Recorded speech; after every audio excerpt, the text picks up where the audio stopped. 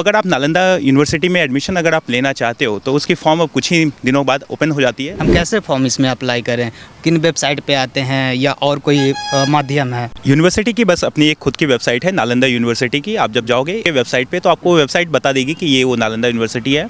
उस पर जब जाओगे तो उस पर एक एकेडमिक का इनका सेशन रहता है, उसी में एक एडमिशन का फॉर्म आ जाता है। जैसा कि मैंने पहले भी बताया कि मार्च में वो फर्स्ट वीक मार्च या एंड ऑफ मार्च तक में वो आ जाता है, फॉर्म आ जाता है। उसी के फॉर्म पे आपको फिर अप्लाई करना होता है। स्टेटमेंट ऑफ पर्पस है पहला, आपको क्यों इसमें चाहिए, नालंदा यूनिवर्सिटी क्यों चाहिए, आपको स्पेसिफिक जो कोर्स चाहिए आपको वो क्यों चाहिए, और तीसरा आपको अपने बारे में बताना होता है। फॉर्म भरने में किन किन डॉक्यूमेंट्स की आवश्यकता पड़ती है और कैसे हम फॉर्म भरकर उसमें एडमिशन ले सकते हैं? फॉर्म की जहाँ तक बात रही, बहुत ही बेसिक क्राइटेरिया इन्होंने रखा है, कोई इनमें वो ज़्यादा आपको फॉर्म की ज़रूरत नहीं होती है। अगर आपने बैचलर्स कर लिया है तो बैचलर्स की आपको डिग्री की ज़रूरत होती है, 12 के मार्कशीट की ज़रूरत होती है और 10th के मार्कशीट की ज़रूरत होती है। इसके अलावा कोई भी एक आधार कार्ड आपकी आइडेंटिटी के लिए, आइडेंटिटी प्रूफ के लिए, या तो आधार कार्ड या तो पासपोर्ट या पैन कार्ड, इसके अलावा कोई खास डॉक्यूमेंट्स की ज़रूरत नहीं होती है। कैसा एक्सपीरियंस है उस यूनिवर्सिटी में?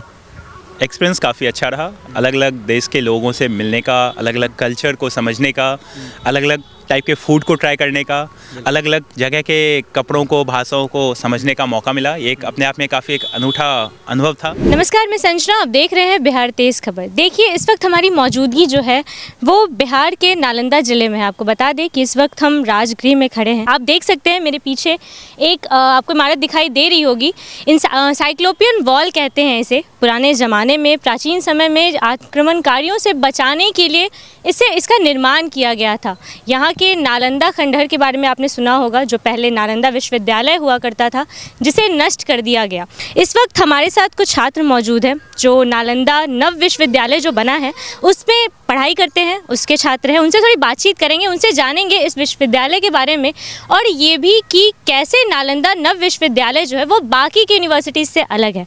सर, आपका नाम क्या हुआ? मेरा नाम शलभ चौधरी है और मैं masters of science in ecology environmental studies का फाइनल ईयर का स्टूडेंट हूँ।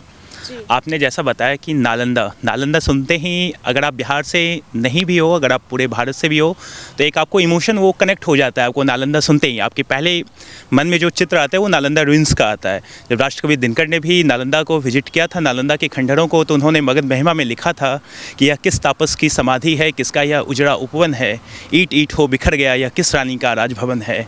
यहाँ कौन है रुक रुक जिसको रवि शशि नमन किए जाते हैं, जलद जोड़ते हाथ और आंसू का अर्ध दिए जाते। प्रकृति यहाँ गंभीर खड़ी, किसकी सुषमा का रही ध्यान कर, हवा यहाँ किसके वंदन में चलती रुक रुक ठहर ठहर कर। है कोई इस शून्य प्रांत में जो यह भेद मुझे समझा दे, रचकन में जो किरण सो रही उसका मुझको तरस दिखा दे। तो नालंदा की एक लेगेसी रही है, वो एक थोड़ा सा एक सॉफ्ट कॉर्नर ऑटोमेटिक वो आ जाता है आपको नालंदा सुनते ही। और आदरणीय प्रधानमंत्री के नेतृत्व में फिर से नालंदा को रीडेवलपमेंट किया गया है। तो अभी लास्ट ईयर ही इसी एकेडमिक ईयर में नए एकेडमिक स्पाइन का उन्होंने इनॉग्रेशन भी किया। तो अगर आप नालंदा यूनिवर्सिटी में एडमिशन अगर आप लेना चाहते हो तो उसकी फॉर्म अब कुछ ही दिनों बाद ओपन हो जाती है। तो सारा कुछ आपको इनके वेबसाइट पे फॉलो करना होता है। मार्च से इनकी वेबसाइट पे आ जाता है ये फॉर्म, और ये तकरीबन 3 से 4 महीने तक ये रहता है। तो इसमें CUET के थ्रू भी आप एडमिशन ले सकते हो कि अगर आपने CUET में स्कोर अच्छा किया है PG के एंट्रेंस में, तो उसके बेसिस पे आप डायरेक्ट अप्लाई कर सकते हो। उसके अलावा इनका जो अपना इंटरनल एडमिशन का प्रोसेस होता है उसके थ्रू भी आप इसमें एडमिशन ले सकते हो। इंटरनल एडमिशन का प्रोसेस इस तरह से होता है कि आपको पहले आपको अप्लाई करना होता है कि आप किस कोर्स में लेना चाहते हो एडमिशन और क्यों लेना चाहते हो। एक अपना पूरा बायोडाटा आपको उस पर सबमिट करना होता है। फिर स्क्रीनिंग की जाती है। फॉर एग्जांपल, अगर किसी एक कोर्स के लिए अगर 200 या 400 एप्लीकेंट ने अप्लाई किया है तो उसके बेसिस पर फिर उसमें स्क्रीनिंग की जाती है। 150 को फिर इंटरव्यू का कॉल आता है। 150 में से फिर somewhere close to 30 to 35 student की स्ट्रेंथ होती है हर एक कोर्सेस में, तो उसमें फिर उनको एडमिशन ऑफ़र किया जाता है। तो ये एक इनका एडमिशन का प्रोसेस रहता है। और इसके साथ साथ मैं आपको ये भी बता दूं कि अभी नालंदा यूनिवर्सिटी जो है उसमें कौन कौन से कोर्सेज़ को ऑफ़र करती है नालंदा विश्वविद्यालय। तो नालंदा विश्वविद्यालय इकोलॉजी एंड एनवायरमेंटल स्टडीज़ में मास्टर्स ऑफ साइंस ऑफ़र करती है, वर्ल्ड लिटरेचर में ऑफ़र करती है, हिस्टोरिकल स्टडीज़ में करती है, Buddhist studies and Hindu studies में करती है। और इस एकेडमिक ईयर से इन्होंने 2 नए कोर्सेज़ को एड ऑन किया है। फर्स्ट है masters of arts in international relation and peace studies, और दूसरा है masters of arts in archaeology. इसके अलावा कुछ शॉर्ट टर्म प्रोग्राम चलते हैं, जैसे लैंग्वेज के कोर्सेज चलते हैं जिसमें जैपनीज़ है, कोरियन है, इंग्लिश है और योगा है। ये सारे सर्टिफिकेट कोर्सेज होते हैं जो 6-6 महीने के लिए होते हैं। तो ये आपने कोर्सेज के बारे में बताया, उसका फ़ी स्ट्रक्चर किस तरीके का है? फीस स्ट्रक्चर की अगर मैं बात करूं, एक और कोर्सेस है MBA in sustainable development. MBA की फ़ी मैं जो अभी बताने जा रहा हूं, मास्टर्स ऑफ आर्ट और एमएससी के, इसकी फ़ी आपको 2 साल की तकरीबन इंक्लूडिंग एकोमोडेशन चार्ज और फूडिंग के साथ साथ 3.5 के आसपास लग जाती है, 3,50,000 रुपीज़। और एमबीए की अगर मैं बात करूं तो उसकी फ़ी इससे आई बिलीव 1.5 के आसपास वो ज़्यादा है, वो 4.5 to 5 लाख के आसपास वो वेरी करती है एमबीए की फ़ी। तो ये तकरीबन फ़ी है और इसमें आपका पूरा हाउसिंग, एकोमोडेशन, फूडिंग, एकेडमिक का सारा खर्च वो इसमें इंक्लूडेड रहता है। सब कुछ इसमें ही है। इसमें सारा कुछ वो इंक्लूडेड रहता है। जी। अच्छा, अगर नालंदा विश्वविद्यालय की बात की जाए तो बिहार में बहुत सारी यूनिवर्सिटीज़ है, तो नालंदा विश्वविद्यालय ही बच्चा क्यों चुने आके? एक तो बिहार में अलग अलग जो यूनिवर्सिटीज़ हैं उनकी अलग पैरामीटर्स है। जैसे पटना में मैं बात करूँ, पटना में एम्स है, पटना में एनआईटी आईआईटी है, बिहार साउथ सेंट्रल यूनिवर्सिटी, एक ही सेंट्रल यूनिवर्सिटी एक यहाँ पर है, एक आई बिलीव मोतिहारी में है। इसके अलावा आईआईएम बोधगया में है। एक जो ये एटमॉस्फेयर मुझे नहीं लगता कि बाकी कोई यूनिवर्सिटीज़ ऑफ़र कर रही हैं, उनकी अपनी अलग पैरामीटर्स हैं, उनकी एडमिशन की, वहाँ की कोर्स करिकुलम अलग है। अगर आप प्रॉपर इस फील्ड में अगर आप जाओ तो ये नालंदा विश्वविद्यालय अपने आप में इसलिए यूनिक है कि ये इंटरडिसिप्लिनरी कोर्सेज़ को ऑफ़र करता है। कि फॉर एग्जांपल अगर मान के चलो मैंने पॉलिटिकल साइंस में बैचलर्स की है तो आप यहाँ इकोलॉजी और इन्वायरमेंटल स्टडीज़ में भी आप एडमिशन ले सकते हो। तो ये आपको ये बेहतर ऑप्शन ये मुहैया कराती है। इसके अलावा जब आप कैंपस में होते हो तो इनका एक मॉडल है कैफेटेरिया मॉडल। फॉर एग्जांपल अगर मैं वर्ल्ड लिटरेचर का स्टूडेंट हूँ तो मैं हिंदू स्टडीज़ की भी क्लासेस को अटेंड कर सकता हूँ, मैं एमबीए की क्लासेस को भी अटेंड कर सकता हूँ, मैं जाके इंटरनेशनल रिलेशन और पीस स्टडीज़ की क्लासेस में भी बैठ सकता हूँ। तो एक यहाँ का ये जो यूनिकनेस है, आप कह सकते हो कि यहाँ पर आप मतलब अलग अलग कोर्सेज में भी जाकर उनकी क्लासेस कर सकते हो। अगर आप चाहो तो उसकी एग्ज़ाम दे सकते हो, उसके मार्क्स आपके सर्टिफिकेट पे ऐड ऑन होंगे। आप में बस ये लोग जो देखते हैं, मेरा जितना अनुभव रहा है ये तकरीबन 1.5 साल में, अगर आप अलग बैकग्राउंड से भी आते हो, बस आप उनको ये समझाने में अगर कामयाब होते हो कि मैं इसमें क्या करना चाहता हूँ और मुझे क्यों इसमें एडमिशन चाहिए, तो आपको एडमिशन यहाँ मिल सकता है। एक अलग बैकग्राउंड से हो तब भी मिल जाए। अलग बैकग्राउंड से हो तो भी आपको यहाँ एडमिशन मिल सकता है। और अलग बैकग्राउंड के होने के बावजूद आप अलग कोर्सेज और कुछ अपनी पढ़ाई में कुछ ऐड ऑन करना चाहते हो तो उसके लिए आप दूसरी क्लासेस में जाके बैठ सकते हो, कोई इसमें रोक टोक नहीं है और बाकायदा उसके नंबर आपके मार्कशीट पे ऐड होंगे। तो इस मायने में ये अलग यूनिवर्सिटीज़ से मुझे लगता है भारत में ही अपने आप में एक अलग हो जाता है। अच्छा, एक सवाल है, अगर मान के चलिए कोई भी बच्चा है वो यहाँ का नहीं है, बिहार का नहीं है, कहीं बाहर का है या बाहरी देशों का है, तो उन लोगों के एडमिशन का यहाँ क्या प्रोसेस है? बाहर के जो बच्चे हैं, जो खास करके फॉरेन कंट्रीज़ के हैं, अभी मैं बताऊं तो हमारी यूनिवर्सिटीज़ में अभी वर्तमान समय में 20 से 22 देश के बच्चे वर्तमान समय में यहाँ अपनी पढ़ाई कर रहे हैं। तो जो साउथ ईस्ट एशियन कंट्रीज़ के बच्चे हैं और जो अफ्रीकन कंट्रीज़ हैं, इनके लिए अलग अलग स्कॉलरशिप गवर्नमेंट ऑफ इंडिया देती है। जैसे ICCR स्कॉलरशिप है, बिम्स्टेक स्कॉलरशिप है। ये जो स्कॉलरशिप्स हैं, इसके तहत फॉरेन के स्टूडेंट उनको यहाँ पर एडमिशन दी जाती है और उनमें उनको प्रॉपर उनका एक बार आने का उनका किराया, एक बार वापस यहाँ से जाने फाइनल 2 साल में वो किराया को कवर किया जाता है, एयर फेयर को कवर किया जाता है। उसके बाद बाकायदा इनकी एकेडमिक फ़ी जो होती है वो पे की जाती है और इसके अलावा उनको एक स्टाइपेंड भी दिया जाता है, समय क्लोज टू अलग अलग है, हर एक स्कॉलरशिप वेरी करती है। 25,000 20,000 पर मंथ उनको additional support, financial support government of India देती है। इस यूनिवर्सिटीज़ को इस्टेब्लिश करने में साउथ ईस्ट एशियन कंट्रीज़ की भी बहुत अहम भूमिका रही है। तो गवर्नमेंट ऑफ इंडिया, अगर आप डिप्लोमेसी के चैनल से अगर आप बात करो तो गवर्नमेंट ऑफ इंडिया इसको इस तरीके से भी चलाना चाहती है कि भारत की एक पैठ साउथ ईस्ट एशियन कंट्रीज़ में बढ़े, वहाँ के बच्चे यहाँ आएँ, अट्रैक्ट हो। एक तो बुद्धिज़्म का एक कनेक्शन काफ़ी अच्छा वेल एस्टेब्लिश होता है साउथ ईस्ट एशियन कंट्रीज़ के साथ। तो गवर्नमेंट ऑफ इंडिया इसे अपने डिप्लोमेसी के चैनल को भी थोड़ा नालंदा यूनिवर्सिटी के थ्रू बढ़ाना चाहती है।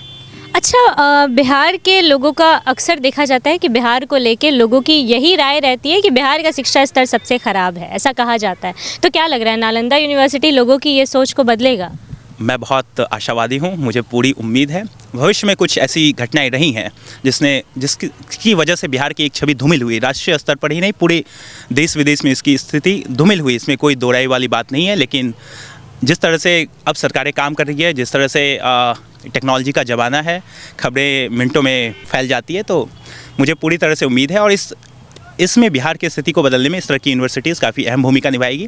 अभी वर्तमान समय में सरकार विक्रमशिला विश्वविद्यालय को भी फिर से रीडेवलप करने की बात कर रही है, उसकी भी लैंड उसकी एक्विजिशन की बातें चल रही है। तो बहुत उम्मीद है कि इस तरह के और इंस्टीट्यूशन बिहार में आएंगे, लोग बाहर से आएंगे। अभी जैसे मैं बिहार की बात करूँ तो मैं मूलतः बिहार से ही हूँ और जो बच्चे यहाँ पर अभी अलग अलग भारत के अलग अलग कोने से आ रहे हैं, तो एक परसेप्शन जो उनको माइंड में पहले से रहता है कि बिहार को लेकर उनकी एक छवि रहती है कि बिहार आए कैसे। हर एक मैंने जितनों से बात की है जो अलग अलग कोने से आए हुए हैं यहाँ, जो महाराष्ट्र से हैं, केरला से हैं, तमिलनाडु से हैं, आंध्रा से हैं या नॉर्थ ईस्ट से, एडमिशन लेने के पहले उन सबों के फैमिली यहाँ आई, उन्होंने एक बार विजिट किया नालंदा को। बिहार को लेकर सबों के मन में एक वो परसेप्शन है, लेकिन मैं आपको ये आश्वस्त करना चाहूँगा कि जितने भी बाहर के बच्चे आए हैं, एक के भी मन में शायद ही एक वो डाउट रहा हो कि बिहार जैसा उन्होंने सोचा था वैसा नहीं है। बिहार के लोग बेहतर हैं, बिहार की आबो हवा काफ़ी अच्छी है। बिहार, मैं उन सबों को बोलना चाहूँगा कि आप बिहार आए, बिहार में आपका स्वागत है। काफ़ी अच्छा ये माहौल है एकेडमिक के। जी सर, क्या नाम हो आपका? मेरा नाम आर्यन हुआ, मैं भी school of ecology and environmental studies का स्टूडेंट हूँ, मास्टर्स। अच्छा, बिहार में और भी यूनिवर्सिटीज़ हैं, सुना भी होगा आपने, देखा भी होगा शायद करीब से, तो क्या लगता है नालंदा विश्वविद्यालय क्यों अलग है बाकियों से? देखिए, यदि आप ऑन पेपर भी देखना चाहें तो भी, जैसे बाकी सारे जैसा कि मेरे दोस्त ने बोला कि इस पे गवर्नमेंट का स्पेशल ध्यान है, तो ये जो यूनिवर्सिटी है वो यूजीसी के अंडर में नहीं है। जैसे बाकी सारी जितनी भी बिहार की यूनिवर्सिटीज़ हैं वो सब यूनिवर्सिटी ग्रांट कमीशन के अंडर में, बट ये यूनिवर्सिटी को directly ministry of external affairs ने अपने अंडर में रखा है कि स्पेशल अटेंशन इसको दिया जाए, और कहीं ना कहीं ये डिप्लोमेटिक कनेक्शन का भी एक वजह ज़रूर है। जी, क्वेश्चन है इनसे जानना चाहूँगा, एज अ स्टूडेंट हम छात्र हैं, तो कौन से प्रक्रिया, मतलब कि क्या क्या फॉर्म भरने में किन किन डॉक्यूमेंट्स की आवश्यकता पड़ती है और कैसे हम फॉर्म भरकर उसमें एडमिशन ले सकते हैं? फॉर्म की जहाँ तक बात रही, बहुत ही बेसिक क्राइटेरिया इन्होंने रखा है, कोई इनमें वो ज़्यादा आपको फॉर्म की ज़रूरत नहीं होती है। अगर आपने बैचलर्स कर लिया है तो बैचलर्स की आपको डिग्री की ज़रूरत होती है, 12 के मार्कशीट की ज़रूरत होती है और 10th के मार्कशीट की ज़रूरत होती है। इसके अलावा कोई भी एक आधार कार्ड आपकी आइडेंटिटी के लिए, आइडेंटिटी प्रूफ के लिए, या तो आधार कार्ड या तो पासपोर्ट या पैन कार्ड, इसके अलावा कोई खास डॉक्यूमेंट्स की ज़रूरत नहीं होती है। प्रक्रिया क्या है फॉर्म अप्लाई करने के लिए इस यूनिवर्सिटी में? हम कैसे फॉर्म इसमें अप्लाई करें? किन वेबसाइट पे आते हैं या और कोई माध्यम है? यूनिवर्सिटी की बस अपनी एक खुद की वेबसाइट है, नालंदा यूनिवर्सिटी की। आप जब जाओगे, इसको भी लेकर एक कन्फ्यूज़न रहता है क्योंकि नालंदा के नाम से कई और यूनिवर्सिटीज़ हैं। नालंदा ओपन यूनिवर्सिटी है, नम नालंदा यूनिवर्सिटी है। नहीं, आपको नालंदा यूनिवर्सिटी को आपको सर्च करना है। आपको एक बार पोर्टफोलियो, आप जब जाओगे वेबसाइट पे तो आपको वेबसाइट बता देगी कि ये वो नालंदा यूनिवर्सिटी है। उस पर जब जाओगे तो उस पर एक एकेडमिक का इनका सेशन रहता है, उसी में एक एडमिशन का फॉर्म आ जाता है। जैसा मैंने पहले भी बताया कि मार्च में वो फर्स्ट वीक मार्च या एंड ऑफ मार्च तक में वो आ जाता है, फॉर्म आ जाता है। उसी के फॉर्म पे आपको फिर अप्लाई करना होता है। स्टेटमेंट ऑफ पर्पस है पहला, आपको क्यों इसमें चाहिए, नालंदा यूनिवर्सिटी क्यों चाहिए, आपको स्पेसिफिक जो कोर्स चाहिए आपको वो क्यों चाहिए, और तीसरा आपको अपने बारे में बताना होता है। ये तीनों आपको सबमिट कर देना होता है। इसके साथ साथ उसी वक्त आपको अपने 12th की मार्कशीट, 10th की मार्कशीट और ग्रेजुएशन की अगर आपके पास मार्कशीट है तो आपको वो अटैच कर देनी होती है। मैं ये भी बता दूं कि जो बच्चे थर्ड अपने फाइनल सेमेस्टर में, बैचलर्स के 4th सेमेस्टर में हैं या फाइनल ईयर में हैं, वो भी इसमें अप्लाई कर सकते हैं। रिजल्ट में आप जाकर रिजल्ट अवेटेड लिख सकते हो या अपने लास्ट सेमेस्टर की उसमें आप मार्कशीट को ऐड कर सकते हो। बाद में जब आपका एडमिशन यहाँ हो जाएगा तो आपके सारे डॉक्यूमेंट्स, ओरिजिनल डॉक्यूमेंट्स आपको वेरीफाई कराने होते हैं। बिल्कुल। और मैं जानना चाहता हूँ कि इस यूनिवर्सिटी के अंदर क्लासरूम कैसे हैं, लाइब्रेरी कैसी है या कैफेटेरिया कैसे हैं? मतलब कि इच्छा होती है छात्र को कि अगर हम इस यूनिवर्सिटी में एडमिशन ले रहे हैं तो वहाँ के क्लासरूम कैसे हैं, टीचर्स कैसे हैं?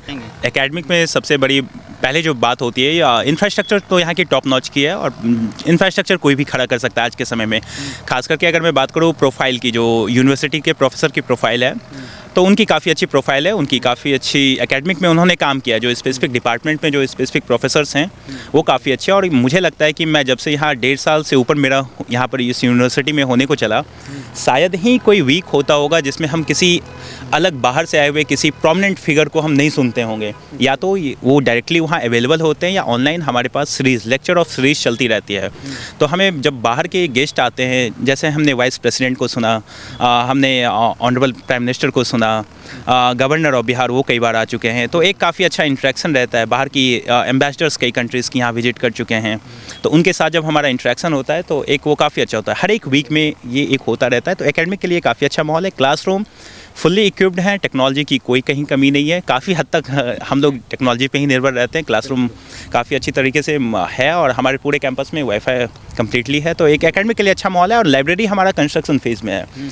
इनका ऐसा पर्पस है कि मीन्स लाइब्रेरी जो इन्हें बनाने की है वो ये चाह रहे हैं कि सबसे बड़ी लाइब्रेरी जहाँ पर अच्छी कलेक्शंस हो, क्योंकि एंशिएंट नालंदा भी अपने किताबों के कलेक्शंस के लिए जाना जाता था, तो उसको रीडेवलप कर रहा है। मुझे उम्मीद है कि इस एकेडमिक ईयर के एंड तक में न्यू लाइब्रेरी जो है हमारी वो भी फुल्ली फंक्शन हो जाएगी। बिल्कुल बिल्कुल। और हम जानना चाहेंगे जैसे कि एज अ बिहार के स्टूडेंट या हमारे देश के जो स्टूडेंट हैं उनकी एक समस्या रहती है कि थोड़ा बहुत कहीं ना कहीं इंग्लिश वीक रहती है, क्योंकि सारे स्टूडेंट के तो अच्छी नहीं रहती है, हम सभी की बात नहीं कर रहे हैं। तो वैसे स्टूडेंट जिनकी थोड़ी अंग्रेजी वीक है तो क्या वो अगर इसमें आते हैं एडमिशन लेते हैं तो क्या उनको कोई परेशानी किसी प्रकार का? आपकी इंग्लिश जहाँ तक है अगर आपकी ठीक है, मतलब बेसिक आप बोलचाल की भाषा में अगर आप काम चलाओ, अगर मैं प्रॉपर लैंग्वेज में अगर बोलूँ आपकी क्लास तो इंग्लिश में ही होती इंग्लिश होगी। नहीं होती, उसके लिए यूनिवर्सिटी ने एक खास प्रोग्राम इन्होंने डिज़ाइन किया है यूनिवर्सिटी ने। अगर आपकी इंग्लिश ठीक ठाक है, आप एडमिशन क्वालिफाई कर लेते हो, इंटरव्यू को आप टैकल कर लेते हो, तो उसको देखते हुए यूनिवर्सिटी ने एक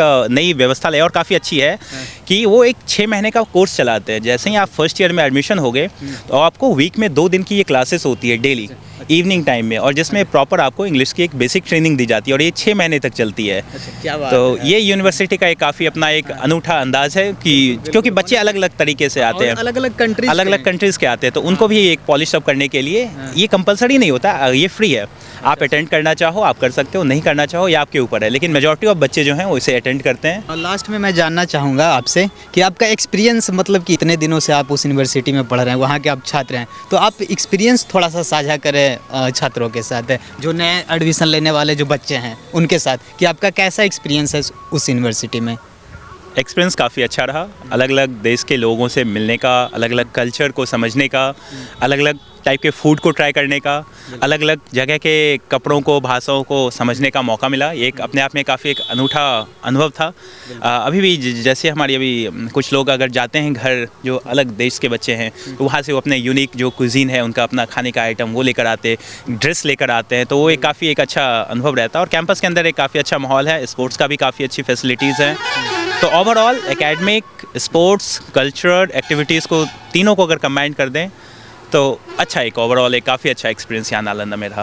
बिल्कुल, बहुत धन्यवाद। Thank you so much. तो देखिए इस वक्त हमारे साथ नालंदा यूनिवर्सिटी के कुछ छात्र मौजूद थे जिन्होंने वहाँ को लेकर हमसे बातचीत की। यूनिवर्सिटी कैसा है, क्या एडमिशन का प्रोसेस है, क्योंकि लगातार आपके सवाल आ रहे थे कि किस तरीके से एडमिशन कराया जाए, क्या प्रोसेस है, क्या कोर्सेस आती हैं, क्या फ़ीस स्ट्रक्चर है। लगभग सभी सवालों के जवाब हमने देने की कोशिश की है। इन्होंने हमसे साझा की है अपनी बातें। बाकी अगर आपके कोई सवाल है तो आप अपनी राय में कमेंट सेक्शन में ज़रूर दें।